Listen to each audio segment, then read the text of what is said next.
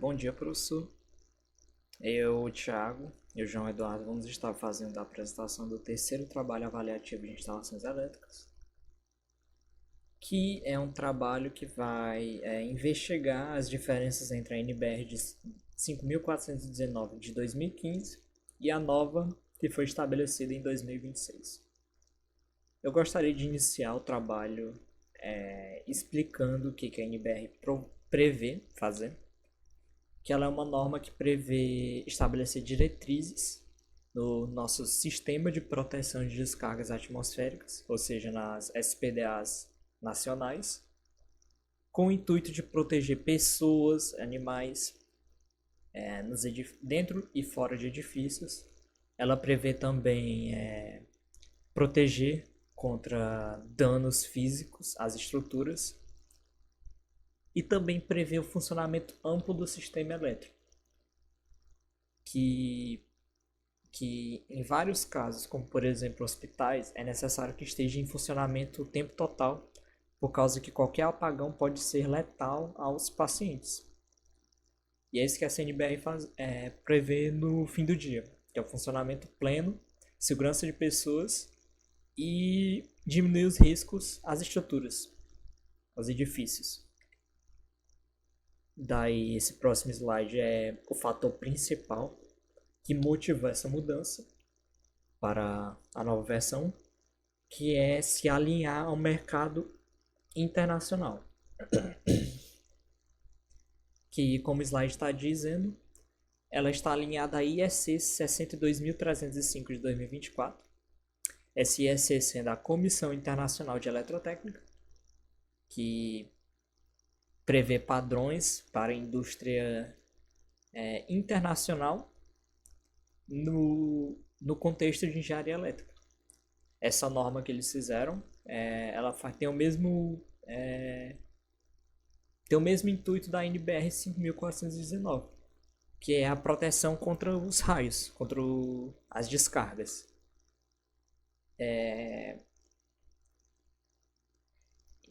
No slide nós também estamos dizendo outras características que estão presentes tanto na NBR 5419 quanto na IEC, mas serão aprofundados mais à frente. Então não irei tocar neles agora. Mas já fica aí o primeiro ponto positivo, que é que o sistema de SPDAs brasileiro agora está se adequando à norma global. Daí aqui é o segundo ponto positivo, que é o aumento no glossário em 2026. Em 2026 nós temos 137 termos, ou seja, nós temos mais que o dobro de termos da de 2015. O que isso implica? Isso implica menos subjetividade. Nós vamos ter mais termos especificando mais ambientes diferentes.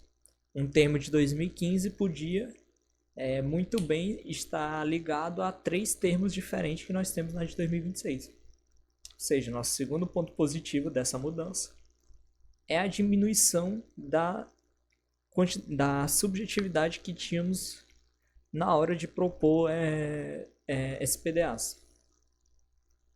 Nós também, com a nossa mudança, ela também se adequou ao mercado. Terceiro ponto positivo. Que nós temos agora diretrizes para sistemas fotovoltaicos, sistemas de geração de PCH, sistemas fotovoltaicos, como nós também temos diretrizes para estações de recarga de veículos elétricos, que estão se espalhando pelo mundo inteiro. Que a de 2015, a de carros elétricos, ela nem trata de 2015, e usinas solares, usinas de geração de PCH eram tratadas de forma bem genérica. Enquanto na de 2026 nós temos mais uma especificidade para a proteção desses sistemas. Aqui mostrando no glossário a diferença. Enquanto na de 2026 nós temos 137 termos, na de 2015 nós temos apenas 58. Também dá para ver pela quantidade de palavras na de 2015 como ela é bem subjetiva, onde ela utilizando o exemplo de equipotencialização, ele fala de um conjunto de medidas, enquanto na de 2026 seriam menos palavras para especificar apenas um tipo de medida, provando essa menos subjetividade que temos na de 2026. Aqui é a diferença de estruturas destacadas em cada norma. A de 2026 é quase igual a de 2015, nós só temos uma especificação para mais normas. Nessa aí nós temos a adição de zonas de mineração, que também é outro ponto positivo, porque ele abrange mais ambientes diferentes.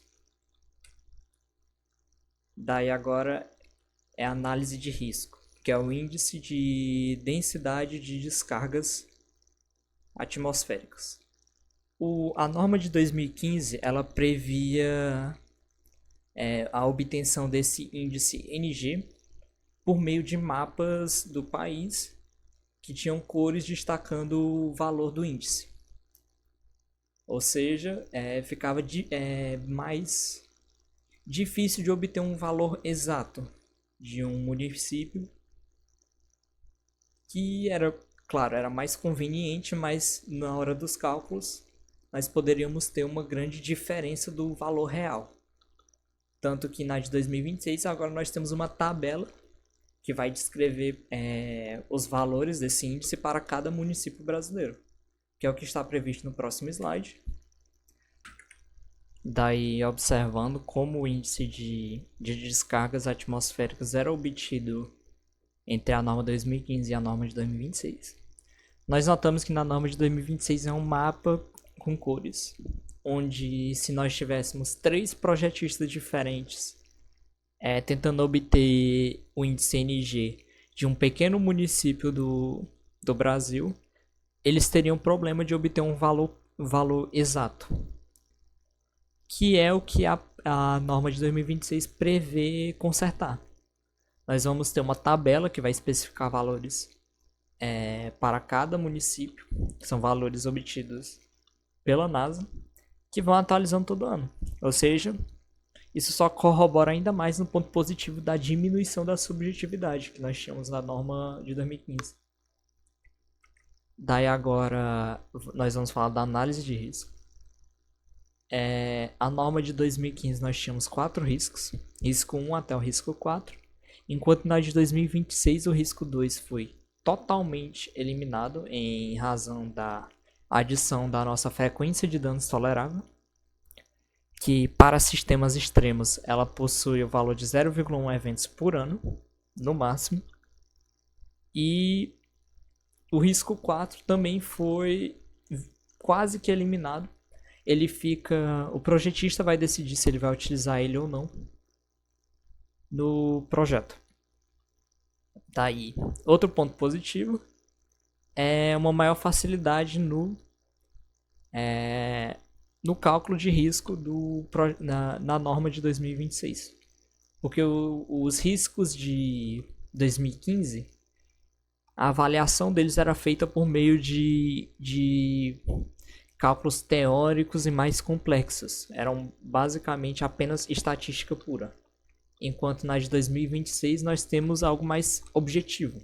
Essa frequência de danos tolerável, de 0,1 eventos por ano no máximo, ela é feita por meio da comparação com a frequência de danos do sistema que o projetista está fazendo.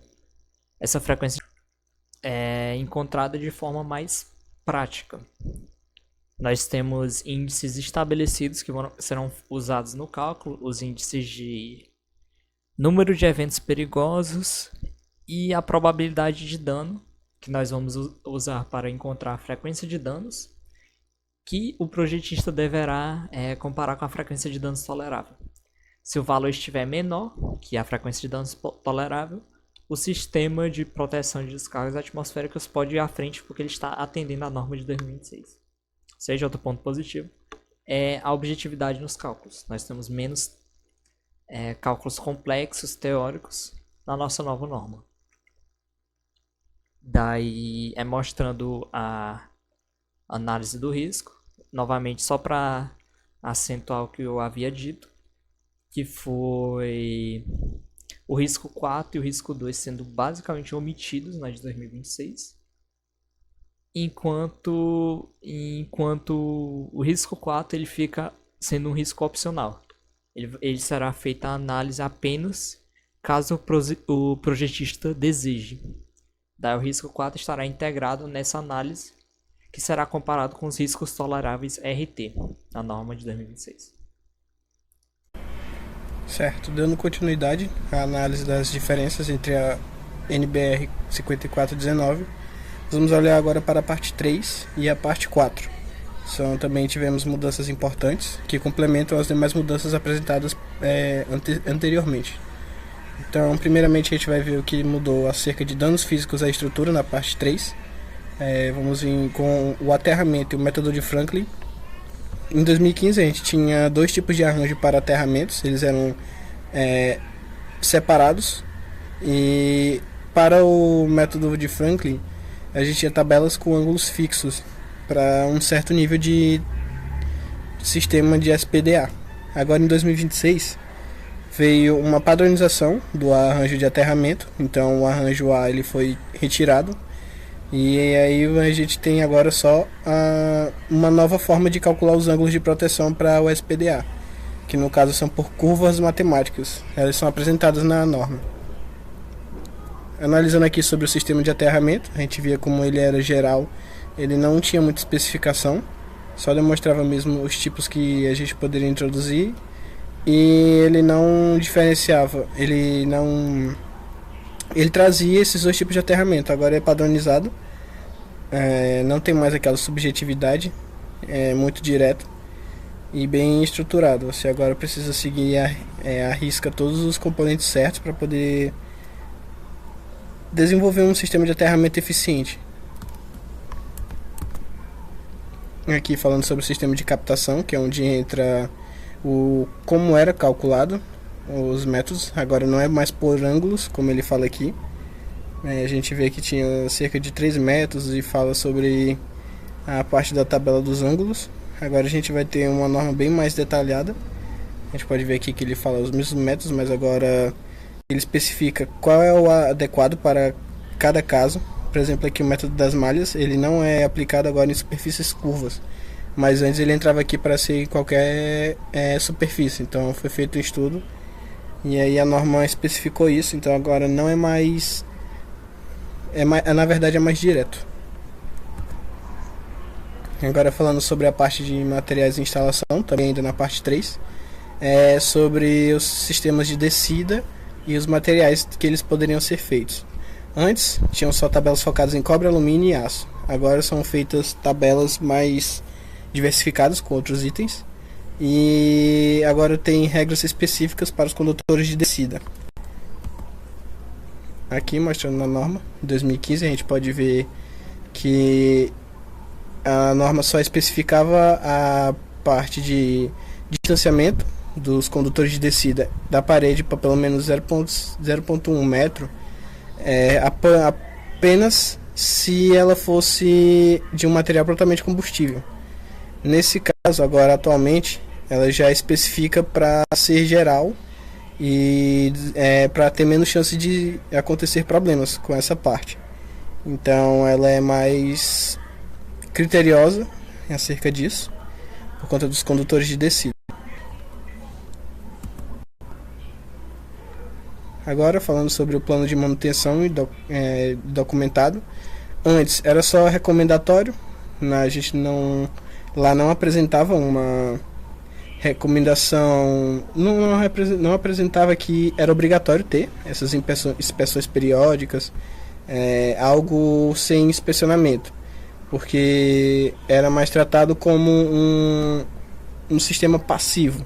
Depois que ele fosse construído, ele não seria mais alterado, então ele estaria pronto e não é necessário mais fazer essa troca.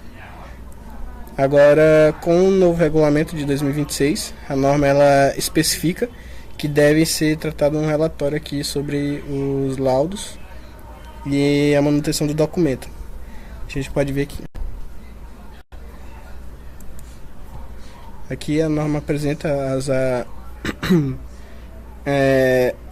inspeções aqui, como podem ser, indica apenas que podem ser feitos, mas aqui na norma ela já coloca como um ponto inevitável. Você não pode evitar de fazer essas análises, né? Falando agora sobre os sistemas internos, sobre a coordenação do DPS, isso já entra na parte 4 do que da norma, então já é a última. E aí a gente pode analisar que houve muitas mudanças acerca da classe de DPS, ou seja, o sistema interno de proteção contra surtos. Então antes as regras gerais, elas eram apenas para DPS de classe 1 e 2 e tinham foco principalmente só em suportabilidade de corrente. E não tinha um requerimento forte para se colocar sobre a coordenação de estágios, dos estágios dos DPS, né? Não era algo obrigatório também, assim como as manutenções e a documentação do sistema. Agora, em alinhamento com uma nova norma, a NBR IEC 61643, os cálculos de tensão residual para a coordenação entre DPS eles são previamente feitos. Não é só mais apenas a suportabilidade de corrente. Além disso, conta com todo o subsistema do projeto em que o SPDA está sendo instalado. Porque agora a norma ela não entra mais só na questão de componentes que antes não tinham. Por exemplo, agora ela conta com sistemas de automação industrial, tipo CLP, servidores, que estão mais presentes a cada dia.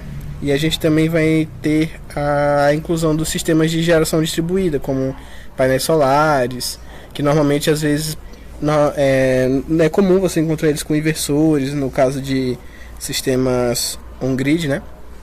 Então é necessário incluir tudo na análise para o cálculo do DPS e agora eles são inclusos dentro dessa norma. A gente pode ver aqui a setorização, podem ver que nessa parte de 7.2 ele não obrigava a atender a uma certa norma. Aqui ela já introduz.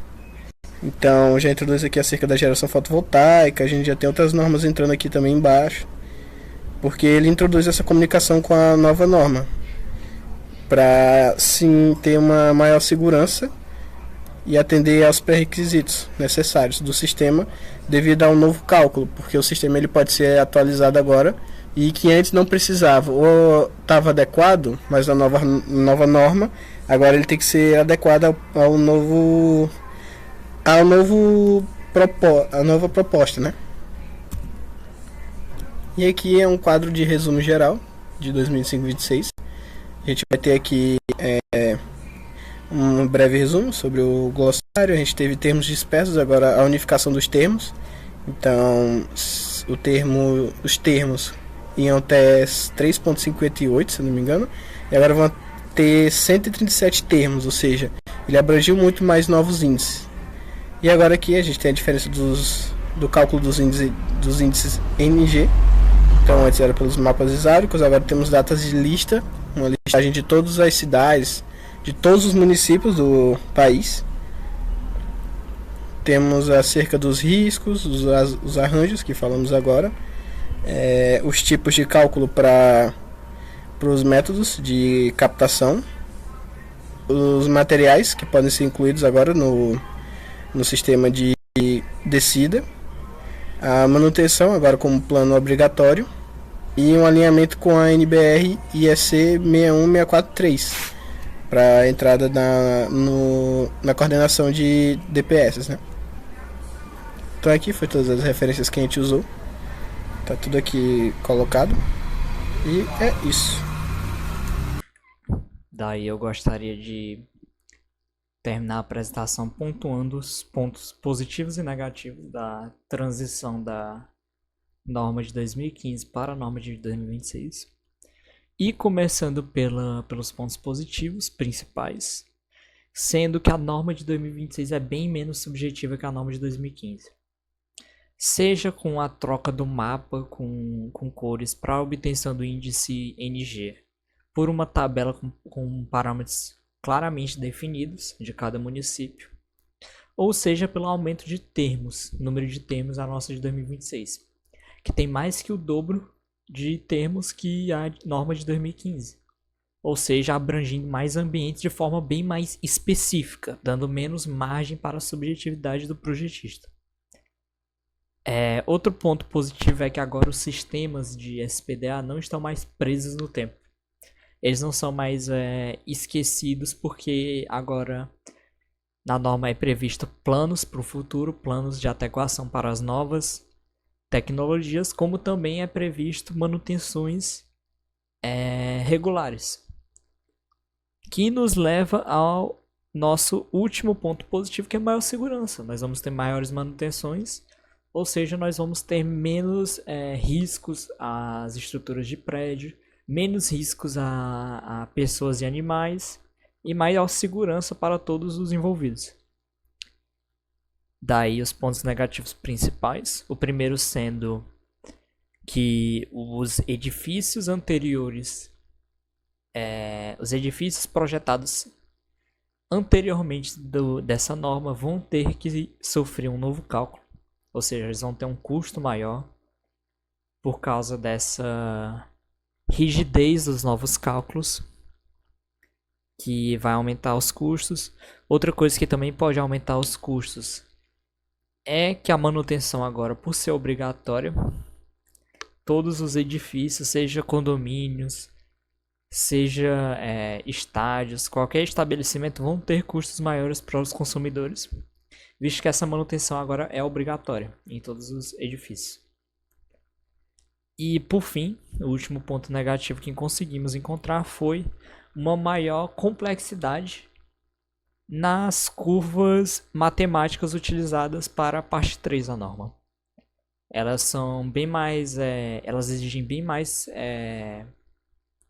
complexidade por parte do projetista quando estiver analisando.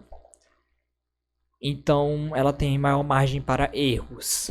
Então ela vai precisar de profissionais mais bem qualificados para fazer esse projeto de SPDAs visando atender essa norma da NBR de 2026.